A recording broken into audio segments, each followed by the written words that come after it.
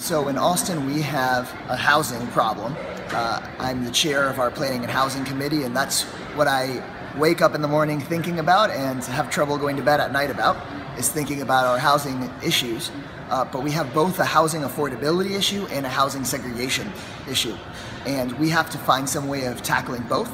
And so this resolution is encouraging the council and the staff to work on solutions to make sure that we're bringing in more affordable housing in the city, but also so that that affordable housing is dispersed especially into higher opportunity neighborhoods where a lot of these affordable housing projects are not being built, especially because of the incentives set up for segregation in the 4% housing tax credit program. How does that work? Why is that happening? So the federal government and the state government have requirements set and incentives built into their program that actually give more money and more incentives for some of these 4% projects to be built in lower income census tracts instead of in some of the higher income neighborhoods where there's a lot of jobs, where there are great schools and great amenities that working folks would want to be able to live nearby. So we are swimming upstream, trying to set up our own city incentives to create possibilities there.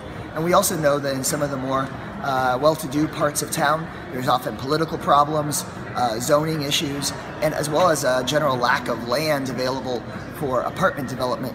And so the city needs to be working on not just figuring out how to get funding and incentives set up for economic integration, but also to figure out what sort of regulatory changes we can make to tackle both housing affordability and segregation, and ultimately live up to our values of making sure that working people and seniors can live in the neighborhood that they want to live in, and that no neighborhood is completely walled off by affordability.